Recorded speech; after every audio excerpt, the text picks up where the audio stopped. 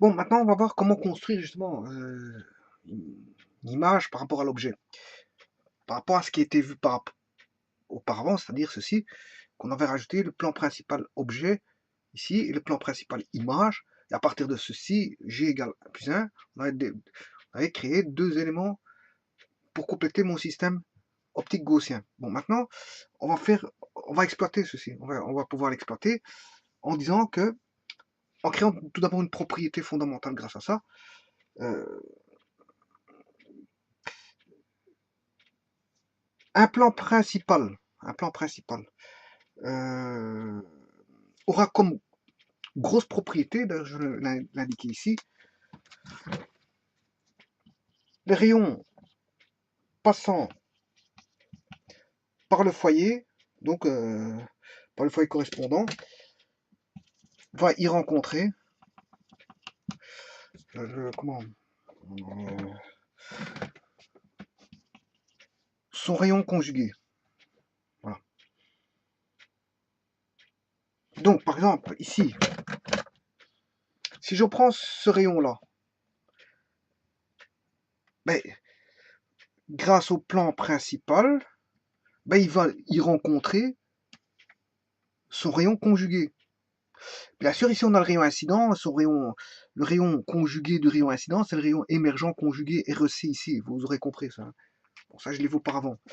Donc, mais comme propriété, on peut dire, la propriété qui sort de ceci, c'est que si je mets un plan principal, eh bien, je vois que tout rayon incident va venir frapper, va rejoindre son rayon conjugué, voilà, ici, au niveau du plan principal. Voilà cette propriété que j'énonce ici.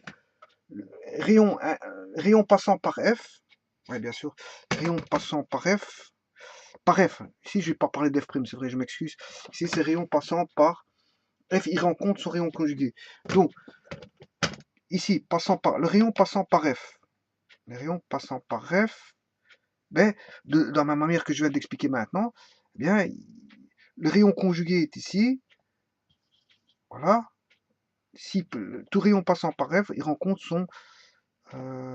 son rayon conjugué. Donc, en fait, en d'autres termes, hein, ça veut dire que lui et lui vont se rencontrer là, sur le plan principal. C'est ce que ça veut dire. C'est juste ça. Et que celui-là et celui-là vont se rencontrer là, dans le plan principal objet, l'autre dans le plan principal image. C'est ce que ça veut dire.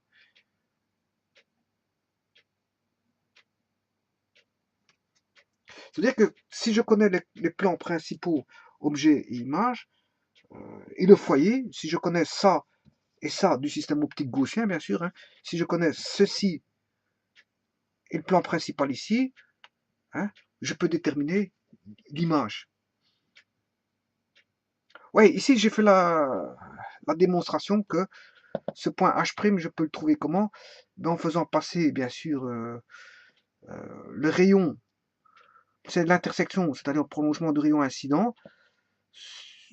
On a le point de percée sur le plan principal image, et bien sûr, là, c'est le prolongement de ce point de percée là avec le foyer, voilà, qui va me donner la direction ici. Maintenant, je fais l'inverse, je peux faire l'inverse, voilà, et tracer ceci, qui va venir, donc le rayon émergent, qui va venir frapper le plan principal objet, voilà, le point de percée E'D' du rayon émergent va venir frapper, aura comme point de percée sur le plan principal objet H, et H, si je relie H et F, ben j'aurai en fait quelque part la direction du rayon incident conjugué. Bon, et ça, je l'ai appliqué comment? Si vous avez fait attention, je l'ai appliqué comme ceci, et puis, c'est-à-dire quand le rayon venait par là, voilà, et comme ceci. Mais ça, c'est pour quand le grossissement est égal à 1. Bon, maintenant, pour tout autre grossissement, qu'est-ce que je vais faire? Je vais appliquer ceci, mais on va dire euh, inverser les rôles. C'est-à-dire que je vais d'abord faire ceci, et puis réinverser le tout. réinverser le tout et réappliquer ça dans l'autre sens. Et je vais pouvoir trouver, grâce à ça, l'image. Eh bien, je vais le faire tout de suite. Je vais le faire tout de suite. Donc, maintenant que je connais le système optique gaussien, il est composé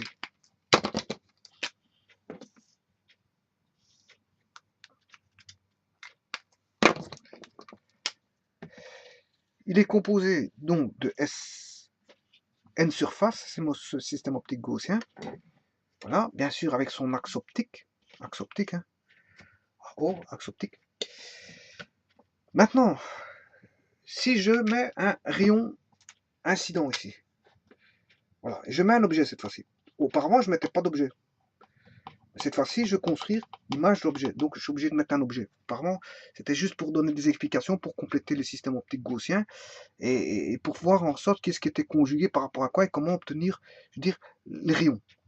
Bon, maintenant qu'on sait comment obtenir les rayons, maintenant, il nous faut le système optique, on sait bien qu'il possède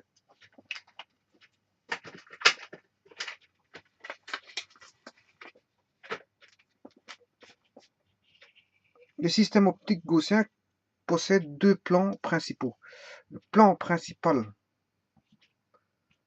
objet, le plan principal image. Voilà. Et ça découlait dans la théorie que j'ai fait auparavant. Pour compléter le système optique, j'ai dû créer un plan principal objet et un plan principal image pour retrouver justement la trajectoire de mes rayons lumineux. Donc il me faut ceci. Qu'est-ce qu'il me faut? Il me faut bien sûr le foyer F. Le foyer F et F' sont connus. Ça d'office. Parce que le système optique va faire en sorte qu'on connaît les plans principaux objets, plan principal image, mais on connaît bien sûr le foyer F, le foyer objet, et on connaît bien sûr le foyer image F'.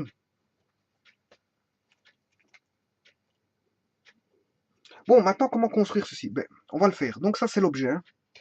L'objet, bien sûr, c'est un segment qui est perpendiculaire à l'axe optique. Vous le voyez très bien. Hein.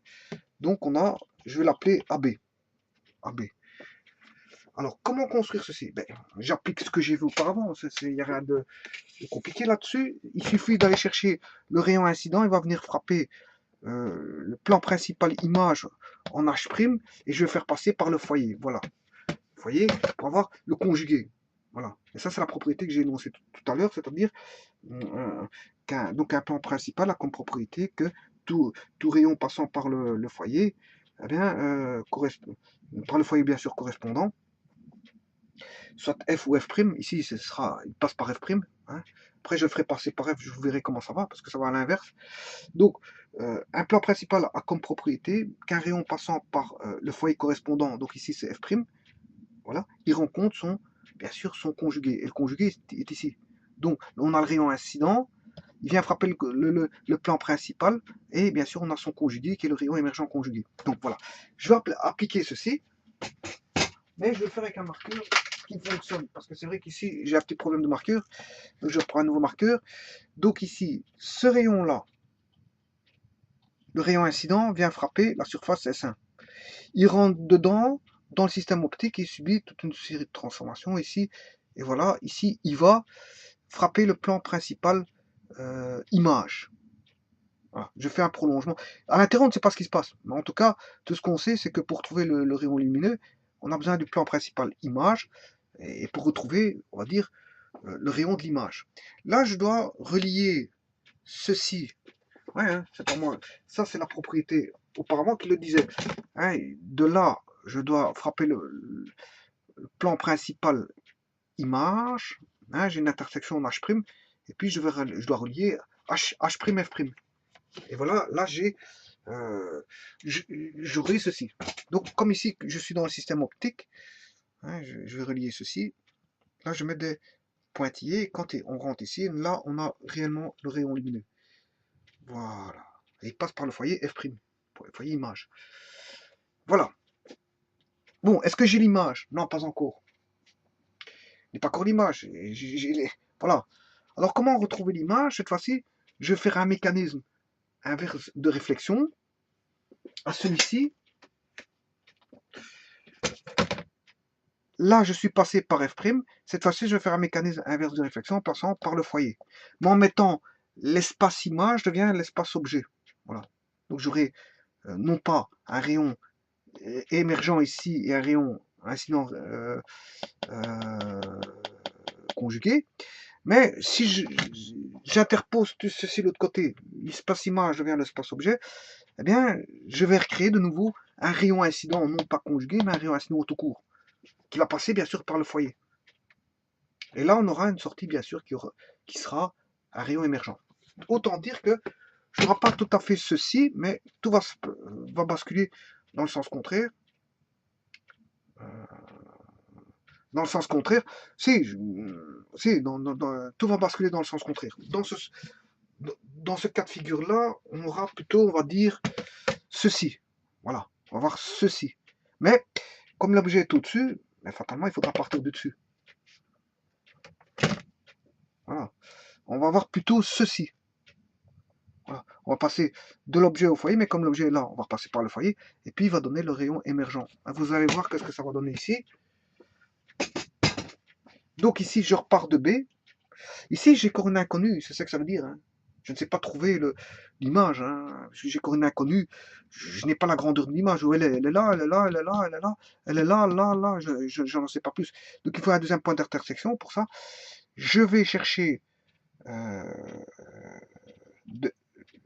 rayon incident en passant par BF. Voilà. Là, on rentre ici. On va chercher le plan principal objet. Voilà, on fait toute la démarche inverse. Voilà. Et là, qu'est-ce que je fais? Je fais une parallèle à l'axe optique. Autant dire que, voilà, en fait, voilà. Et l'intersection sera ici. Voilà, l'intersection est ici. Je ne sais pas si on voit, ouais, l'intersection est ici. Voilà, donc ici, j'ai bien un rayon incident. Le rayon incident BF qui va frapper ici. Ouais, ici, on a H', H. Ici, je vais l'appeler M et là, bon, M', il n'y a pas besoin ici. Voilà. Voilà. Bien sûr, on retrouve le fameux U que je vous ai expliqué auparavant. U', il est là. Là, on a H, la distance HU, la distance algébrique H', U' ici. Voilà. Là, on a le plan principal objet, plan principal image. Voilà. Et ça, c'est bien sûr le U. Le U, vous savez ce que c'est. Bon, je l'avais défini auparavant. C'est le point principal objet, point principal image pour U'. Bien sûr. Qu'est-ce que c'est que H? Ben, H était le point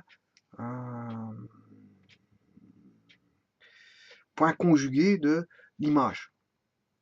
Enfin, H', c'est le point conjugué image de H. Alors que H, c'est le point conjugué objet de H'. Tout ça, je l'avais auparavant. Il suffit juste de créer, en fait, pour créer mon image, il suffit de reprendre ce rayon-là et de reprendre le rayon, non pas dans ce sens-là, mais de le mettre dans l'autre sens et de faire en sorte que, bon, que le rayon parte comme ceci, mais à partir de l'objet. Hein. Donc, que le rayon parte comme ceci, passe par le foyer, mais à partir de l'objet. À partir de l'objet. Donc, c'est-à-dire du point B. À partir du point B, je passe par le foyer. Là, je viens frapper le plan principal objet. Et là, je trace, bien sûr, ma parallèle à l'axe optique. Ma parallèle à l'axe optique. Donc, je crée ma parallèle à l'axe optique ici. Et là, j'ai un point d'intersection que je vais appeler... ouais, c'est B', puisque c'est l'image. B'. Voilà, B' est là. Voilà où est B'. Là, j'ai trouvé... Maintenant, je sais trouver... Sachant que A est sur l'axe optique et que A est un pied, perpendiculaire du segment AB par rapport à l'axe optique, mais j'aurai A', j'abaisse la perpendiculaire à l'axe optique passant par B pour avoir A'. Voilà. Et donc j'aurai ici A', B'. Voilà. A', B' est là. Et donc là, j'ai vraiment l'image. L'image est là, alors que l'objet est ici. L'objet, c'est AB, et l'image, c'est... Et voilà. Et j'ai les bonnes tailles cette fois-ci. Là, j'ai vraiment les bonnes tailles. Voilà l'image. L'image est ici. C'est A', B'. Alors que l'objet est là. Vous voyez comment on retrouve, via les rayons lumineux, comment retrouver, je veux dire, l'image? Eh bien, tout simplement, vous tracez un rayon, vous allez chercher le plan principal image, vous passez par le foyer, et vous avez une direction, mais vous n'avez rien d'autre. Là, il faut repasser par de B, vous repassez par le foyer, vous voulez frapper le plan principal objet, vous tracez une parallèle, et à ce moment-là, l'intersection de ces deux-là va donner la position de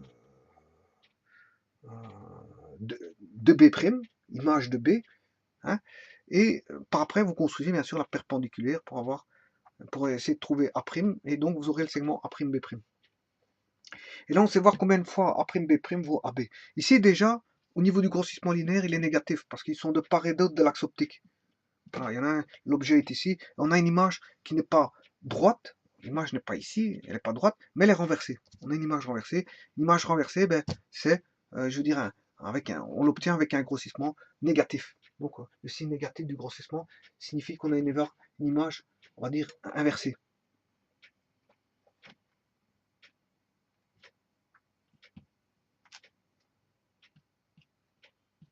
Voilà, on a une image inversée. Maintenant, on s'est retrouvé le grossissement. Fatalement, avec tout ça, on s'est retrouvé le grossissement. Bon, mais avant d'étudier, dire comment trouver tout ça, je ferai un calcul dans une nouvelle vidéo pour retrouver le grossissement par rapport à voilà. Alors, pour ça, je vais mettre mes distances. Bon, on sait bien que la distance FU, mais FU, c'est la distance focale. Objet. Que F', la distance F', ici, hein, ici, c'est la distance focale image. Voilà. Bon, les distances focales, vous comprendrez que ce sont c'est propre au système optique. Hein. Voilà. Par contre, ce qui n'est pas propre au système optique, c'est la distance que l'on a de la distance à F. Voilà. Ou encore la distance à F'. Voilà. Eh bien, ça, c'est ce qu'on appelle la distance D. Voilà, ce sont les coordonnées de Newton. Donc, c'est de mesurer la position de l'objet à partir du foyer objet et la position de l'image à partir du foyer image. Et à partir de là, bien sûr, on fait une projection parallèle sur l'axe optique pour obtenir les coordonnées, les abscisses définies, ainsi qu'on appelle ça, hein, on a appelé ça les coordonnées de Newton. Donc, les coordonnées de Newton sont ici. C'est D et D'. D et D'. Voilà. D et D', l'éloignement par rapport au foyer, ou on va dire qu'on est proche, on est proche par rapport au foyer, va me donner la distance D. Bien sûr, on aura D et D' sont en rapport. D'ailleurs, je vais faire un calcul par après. Vous verrez qu'il y a, je veux dire, des interrelations entre D et D', F'. Et ce sera le but de la prochaine vidéo. Je n'en dis pas plus, mais voilà. Et alors, bon, ce qu'il faut juste ici ajouter, si je devais ajouter quelque chose, c'est qu'en fait, ici, P, c'est la distance F plus D. Voilà, c'est la distance totale. Hein, la distance totale, on définit une distance totale par rapport au plan principal objet et l'objet. Voilà, c'est en fait P c'est F plus D. Voilà. Tout comme si on a P, la distance P, on appellera P' la distance F' plus D'. Voilà. Et donc, D sont les coordonnées, ce qu'on appelle les coordonnées de Newton, c'est-à-dire sa distance objet au foyer et distance image à son foyer image. Ouais, ouais, ici c'est le foyer objet. Hein. Ouais, on est dans l'espace objet ici. Hein. Vous comprendrez qu'ici, tout ceci, ça c'est l'espace objet. Hein. Alors que l'espace image, il est là. Je l'ai toujours dit, mais je le répète. Ici, c'est la région complémentaire. Voilà, qui est le système optique gaussien, à l'intérieur du système optique gaussien. Voilà. Ça c'est quand on définit les zones. Les zones, quand on dessine sur un plan, on définit 3 zones, hein, 1, 2, 3, voilà. Hein, ce qui est propre aux images, ce qui est propre à l'objet, ce qui est en interne, la propreté interne du rayon lumineux, ce qui va faire comme changement de direction à l'intérieur du système optique. Mais nous, on s'en fout parce que c'est considéré comme une boîte noire et on s'en fout. Nous, ce qui nous intéresse, c'est, on va dire, les finalités d'entrée, les finalités de sortie, avec bien sûr 2 plans principaux qui vont faire en sorte que on va pouvoir retrouver les trajectoires des signaux lumineux grâce à ces plans ainsi définis. Et je les ai définis comment? Par un grossissement linéaire égal à +1, et j'ai défini ce qu'on appelle des conjugués. Et à partir de là, toute la théorie est partie à partir de ça. Et on s'est retrouvé, on s'est tout retrouvé maintenant. Maintenant, je sais retrouver au niveau graphique, au niveau du dessin, la grandeur de l'image par rapport à l'objet. Mais je saurais faire aussi bien des calculs pour retrouver aussi bien le grossissement, hein, combien de fois j'ai l'image par rapport à l'objet, puisqu'on se rend compte qu'on a des triangles semblables. Hein. J'ai des triangles semblables ici. Hein. Voilà, et vous voyez qu'ici c'est un triangle, là j'ai un triangle. De nouveau, ici j'ai un triangle. Là j'en ai qu'au un. Voilà, et ici je me retrouve avec un triangle. Là j'ai qu'au un triangle. Voilà. Je peux faire plein de relations au travers de triangles. Et comme ce sont des triangles semblables, vous pouvez le constater vous-même. Je veux dire, on peut démontrer beaucoup de choses entre des relations, interrelations entre les paramètres f et d et f', d'. Bon, et ça c'est le sujet d'une vidéo, je veux dire, qui va suivre, parce que je ne peux pas tout mélanger pour éviter que les gens commencent à, je veux dire, à trouver lourd les vidéos. Hein, si je fais trop de vidéos avec trop de théories comme ceci, bon, c'est pas adéquat pour l'apprentissage parce que les gens vont commencer à faire des soupes et bon, ils vont pas tenir longtemps pour suivre une vidéo. Donc je les entrecoupe pour mieux, pour qu'une vidéo ait ces informations, je veux dire, consolidées et bien comprises et qu'elles soient pas, je veux dire, trop rébarbatives et qu'elles soient pas trop, je veux dire, trop lourdes à ingurgiter. Donc pour ça, je fais des vidéos, je veux dire, au compte-goutte. Voilà, comme ça, bon, chaque petite notion peut être comprise et on peut avancer dans les petites notions. Parce que si je commence à faire tout en une fois, bon là, je vous prie de me croire qu'au bout de, si je la fais en 1 heure, les gens ne me suivront plus, ils ne regarderont même plus la vidéo, donc ça, ma vidéo n'aura plus de sens. Sauf pour l'une ou l'autre personne qui suivrait tout, mais bon, je veux dire, ça, si elle ne s'est pas assoupie avant la fin de ma vidéo, c'est bien. Mais ça, bon, pour que les gens suivent des vidéos d'1 heure, 2 heures, voilà, c'est pas à la portée de tout le monde. C'est pas à la portée de tout le monde pour plusieurs raisons. Ça peut être, à un moment donné, il y a un relâchement d'attention, il y a en fait que ça devient rébarbatif, ça devient un peu trop lourd, ça devient, je veux dire, hein, voilà, on n'a plus tellement envie de suivre, le plaisir de suivre n'est plus là. Donc là, j'entrecoupe les vidéos de manière à les faire, je veux dire, au compte-gouttes, pour qu'elles soient bien compréhensibles et qu'elles soient, je veux dire, euh, bien consolidées au niveau de l'esprit et qu'on puisse attaquer une nouvelle vidéo qui va faire référence à d'autres apports, je veux dire, scientifiques concernant par exemple, dans ce cas-ci, là, comment est-ce qu'on appelle ça, la géométrie optique. Vous voyez que c'est bien sûr que c'est de la géométrie. Hein. On n'a affaire qu'à des tracés de rayons lumineux, c'est que du tracé. Bien sûr, interviendra, comme j'ai des coordonnées et du tracé, j'aurai de la géométrie analytique dans le plan, fatalement. Mais de la simple analytique dans le plan. Je n'aurai pas des choses très, très complexes. Ça sera assez simple. On va se faire avec des droites, des triangles. On va jouer avec des droites, des triangles, bon, des segments, des droites, des triangles.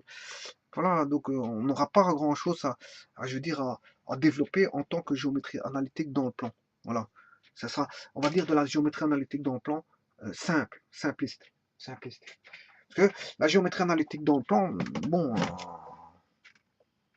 c'est comme dans tout, il y a des exercices faciles, exercices moyens, exercices difficiles, exercices très difficiles, exercices très très très difficiles, exercices, je veux dire, qui n'est pas à portée de tout le monde.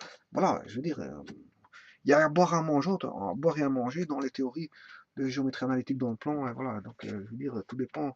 Hein, je veux dire, tout dépend. Je veux dire, de quoi il en ressort l'exercice. Si la personne l'a déjà vu, si la personne n'a jamais vu, si la personne n'a jamais fait un exercice pareil et que bon, on se rend compte que c'est la première fois qu'elle rencontre ce type d'exercice qu'elle doit faire à faire. S'il est difficile, bah, ça va être difficile. S'il est simple, bah, ça va être facilement résolu. Voilà, donc ça va être la géométrie analytique dans le plan, mais de façon simple.